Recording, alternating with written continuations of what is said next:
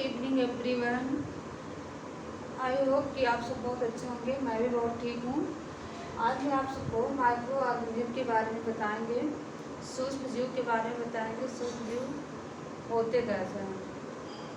तो आप सब देखते होंगे, जब ये वाटर जो होता है, पानी, इसको अगर हम 1 से या 2-3 दिन अगर पानी भर के रख देते हैं, उसके बाद देखते हैं उसमें कुछ छोटे छोटे कण दिखाई पड़ते हैं, लेकिन वो क्लियर नहीं होता है कि है क्या। लेकिन अगर उसको सूक्ष्मदर्शी से देखा जाएगा तो उसमें देखिए बहुत सारे माइक्रो ऑर्गेनिज्म दिखाई पड़ते हैं, बहुत सारे छोटे छोटे सूक्ष्म जीव दिखाई पड़ते हैं। तो वैसे सूक्ष्म जीव को हम अपनी इस नंगी आंखों से नहीं देख सकते हैं विदाउट माइक्रोस्कोप के। तो सूक्ष्म जीवों को कितने प्रकार के होते हैं, उसके कितने वर्ग हैं, ये सब हम आपको बताएंगे। तो सूक्ष्म जीव जो है, देखिए सूक्ष्म जीव के वर्ग, मतलब ये 4 प्रकार के वर्ग होते हैं। पहला वर्ग क्या है? बैक्टीरिया, सेकंड नंबर पे फंजाई, थर्ड नंबर पे प्रोटोजोआ, फोर्थ नंबर पे एल्गे। तो बैक्टीरिया तो आप लोग एक कॉमन वर्ड है जो बैक्टीरिया लोग सुनते होंगे, हर कोई बोलते रहते हैं ये बैक्टीरिया है, ये वायरस है। तो बैक्टीरिया तो कॉमन वर्ड है जो सुनते लोग हैं। लेकिन ये फंजाई जो कवक होता है, वैसे तो नॉर्मल ये दैनिक जीवन में हम लोग देखते हैं सब कुछ, लेकिन क्या है कि हम क्लियरली जान नहीं पाते हैं कि ये है क्या। जैसे फंजाई है, और ये प्रोटोजोआ भी।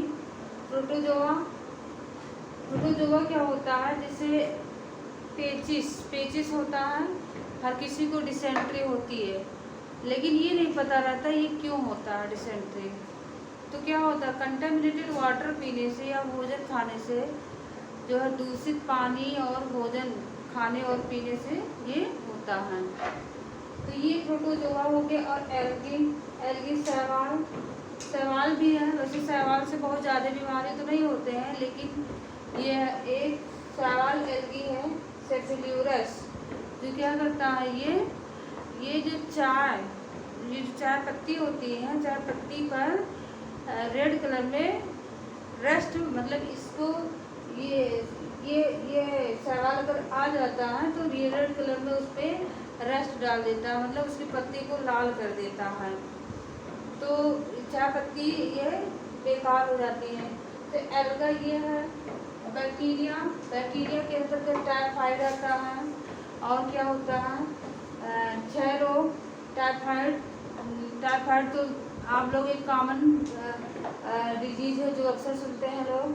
और क्षय रोग ट्यूबरकुलोसिस, जिसे टीबी बोलते हैं, टीबी में। और ये डिप्थीरिया हो गया, लेप्रोसी, कोढ़ जिसे बोलते हैं, कुष्ठ रोग होता है, हाथ टेढ़े हो जाते हैं, ऐसे पता नहीं कैसे अजीब सा हो जाता है, मतलब ये जिसे कोढ़ बोलते हैं, हाथ उंगलियां टेढ़ी हो जाती हैं और धब्बे से पड़ जाते हैं, दाग जैसे पड़ जाते हैं, तो ये कोढ़ होते हैं।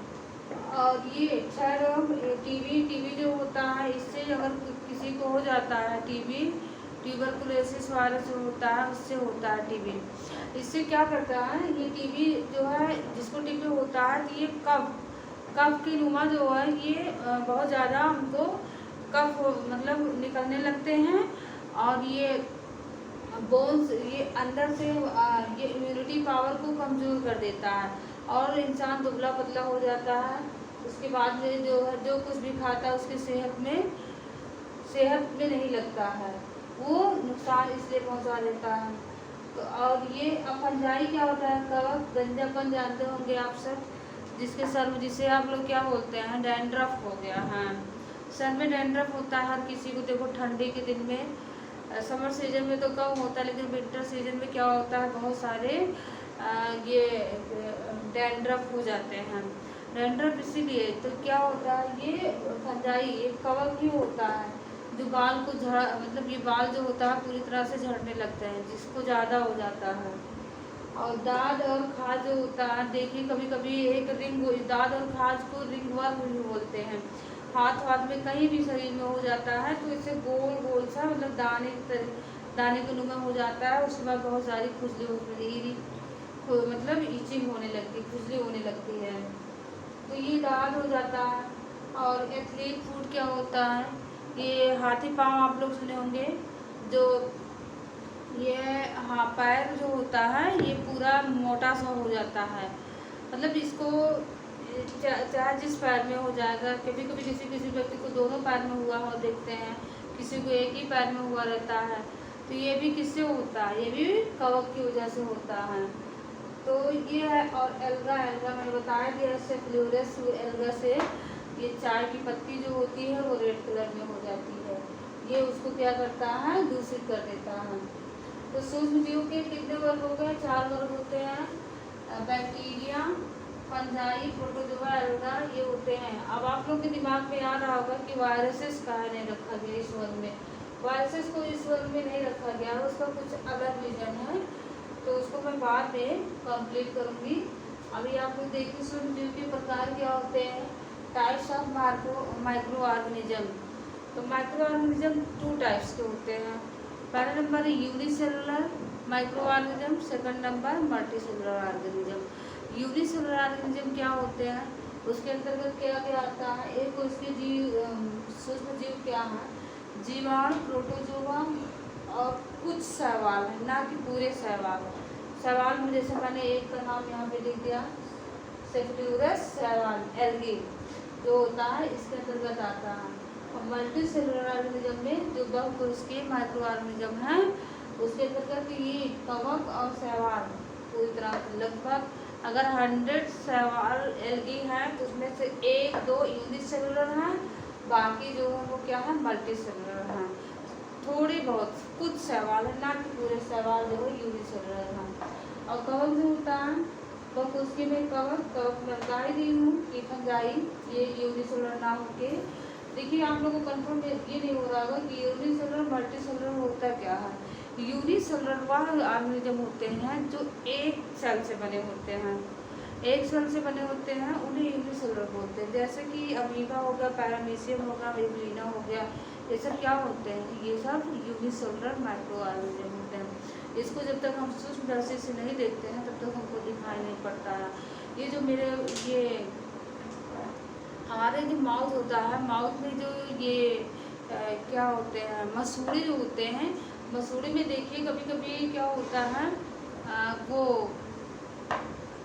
पस निकलने लगते हैं।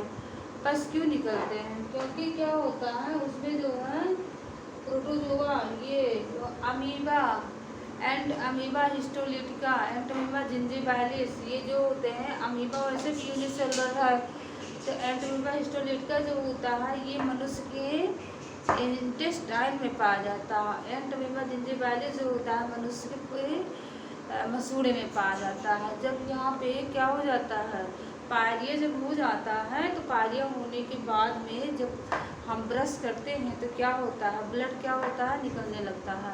ब्लड जब निकलता है तो वही होता है पायरिया। वही क्या करता है, एंटोमीबा जिंजिबैलिस जो होता है वो किसके द्वारा होता है, ये प्रोटोजोवन के द्वारा होता है। तो वो यूनिसेलुलर होते हैं क्योंकि इतने माइक्रो होते, इतने सूक्ष्म होते हैं कि वो दिखाई नहीं पड़ते हैं, क्योंकि वे एक सेल से बने होते हैं। और मल्टी सेलुलर क्या होता है, मल्टी सेलुलर में बहुकोशिकीय में, जैसे हम बहुकोशिकीय में तो हम ही लोग आ जाते हैं, जैसे मनुष्य ही है, क्योंकि क्या होता है मनुष्य एक कोशिका से तो बना नहीं है। तो जितने भी पेड़ पौधे हैं, जितने भी जीव जंतु हैं, स्मॉल नहीं लार्ज, बड़े जीव जंतु होते हैं वो क्या होते हैं, जिसको हम सूक्ष्मदर्शी के बिना भी देख सकते हैं, वो क्या होते हैं, वो मल्टी सेलुलर होते हैं, वो बहुकोशिकीय जीव होते हैं।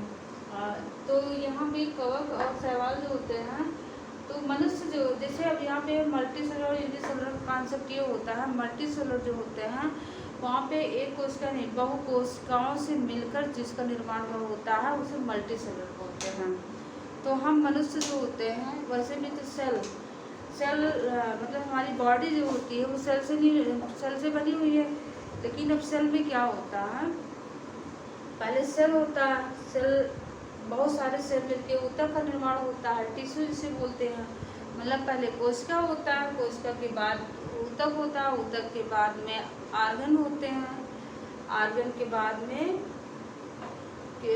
ऑर्गेनिक सिस्टम होते हैं, मतलब तो क्या होता है, सेल, टिश्यू, आर्गन, मतलब एक बहुत सारी कोशिका मिलकर एक वो टिश्यू का निर्माण करता, बहुत सारे टिश्यू मिलकर एक आर्गन मतलब अंग का निर्माण करते हैं। अब बहुत सारे अंग मिलकर एक आर्गन सिस्टम मतलब एक कई सारे आर्गन बनके क्या बनाते हैं, एक बॉडी का निर्माण करते हैं। ऑर्गेनिक सिस्टम जो होते हैं, कई सारे सिस्टम जब बनते हैं तो एक बॉडी का निर्माण होता है। तो कितने सारे, तो हम लोग मल्टी सेलुलर के अंतर्गत आ ही गए। जैसे ये होता है मकान का, वो ले लीजिए जैसे एग्जाम्पल, क्या होता है जब एक मकान का निर्माण होता है तो उसमें क्या होता है, एक बड़ा सा मकान होता है, लेकिन उसका निर्माण कैसे हुआ है ये भी देखो।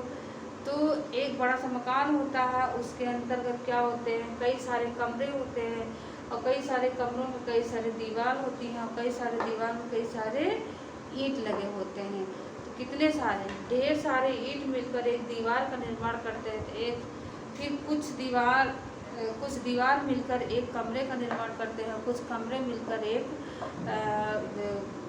मकान का निर्माण करते हैं।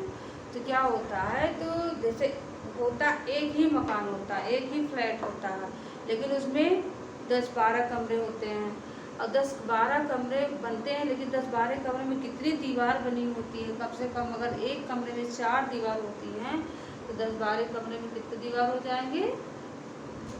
जाएंगे, लगभग मान के चलिए 40 दीवार हो जाए। ठीक, अगर एक कमरे में 4 दीवार है तो 10 कमरे में 40 दीवार हो गई। ठीक, उसके बाद में एक दीवार में कितनी सारी ईंट लगी हुई हैं, अब ये तो अनगिनत, लेकिन कितने हैं, तो वैसे ही हमारे इस बॉडी में सेल का निर्माण हुआ है, मतलब बहुत सारी सेल मिलकर एक कोशिका का निर्माण की हैं, और बहुत सारी कोशिका, फिर कुछ कोशिका मिलकर एक आर्गन का, कुछ आर्गन मिलकर एक आर्गन सिस्टम का, फिर सारे आर्गन सिस्टम मिलकर एक बॉडी का निर्माण करते हैं। तो ये है सूक्ष्म जीव के बारे में मैंने इतना सारा एक्सप्लेन किया।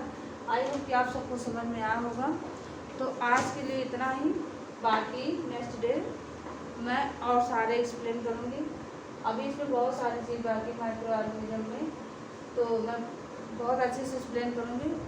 Thanks for watching this video.